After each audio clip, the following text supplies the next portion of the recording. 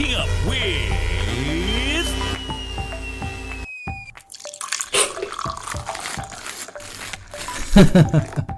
Shivraj Prashad, your host on Good Morning Grammar.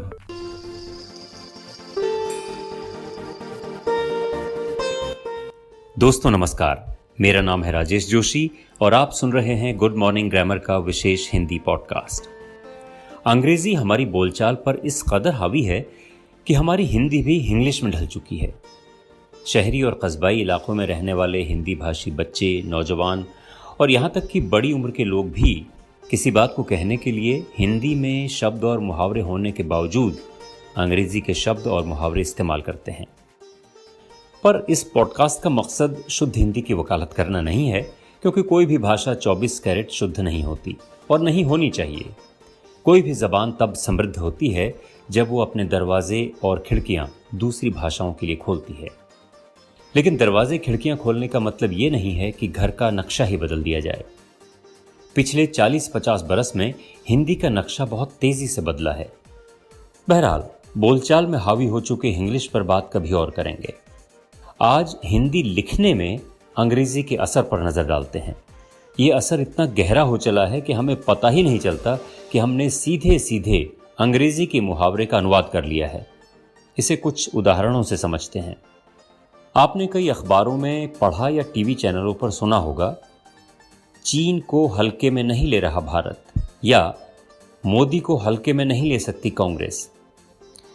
अब ये मुहावरा इतना चलन में आ चुका है कि हमें व्याकरण के हिसाब से ये प्रयोग बिल्कुल भी अटपटा नहीं लगता, जबकि ये सीधे सीधे अंग्रेजी मुहावरे का हिंदी अनुवाद है। India is not taking China lightly, Congress cannot take Modi lightly. मगर हिंदी में ये वाक्य निरर्थक है, क्योंकि हिंदी भाषा में कोई चीज़ हल्की या भारी वजन के हिसाब से होती है। किसी चीज़ को हल्के या भारी तौर पर लेने जैसी कोई क्रिया नहीं होती।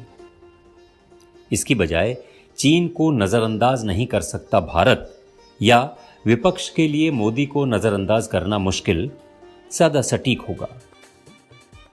बहुत से लोग ऐसे भी हैं जिनमें हिंदी के कई नामी लेखक और साहित्यकार भी शामिल हैं। अंग्रेजी के एक और मुहावरे को हिंदी में जस का तस इस्तेमाल करते हैं। जैसे अंग्रेजी का जुमला है, it's not for no reason that the US is so powerful. Hindi में कई लोग लिखते हैं, यह अकारण नहीं है कि अमेरिका इतना ताकतवर देश है। इसी तरह अंग्रेजी का एक और मुहावरा अब हिंदी में बिना सोचे समझे इस्तेमाल किया जाने लगा है। He will be the face of the Samajwadi party in the coming election. आने वाले चुनावों में वो समाजवादी पार्टी का चेहरा होंगे, या the Aam Aadmi Party is going to launch several new faces in the coming election. Hindi में इसको लिखा जाता है, आने वाले चुनावों में आम आदमी पार्टी कई नए चेहरे उतारने वाली है। चेहरा उतरना हिंदी का एक मुहावरा है, जिसका मतलब होता है मन माफिक बात न होने पर चेहरे पर हार के भाव आ जाना। हिंदी में चेहरा नहीं बल्कि पूरा व्यक्ति ही मैदान में उतरता है। उम्मीद है जो आपने सुना वो आपके लिए उपयोगी होगा, लेकिन हम आपकी बात भी सुनना चाहते हैं। आप अपनी राय और सवाल वॉइस मैसेज के जरिए व्हाट्सएप पर भेज सकते हैं। व्हाट्सएप नंबर है 9625475442। नंबर एक बार फिर से सुनिए, 9625475442। आप हमें ईमेल भी भेज सकते हैं, shivraj@brevis.in, shivraj@brevis.in। हम आपके मैसेजेस को अपने पॉडकास्ट के जरिए प्रसारित करेंगे। और अगर आप मुझसे संपर्क करना चाहें तो ईमेल कीजिए rajesh1joshi@gmail.com पर।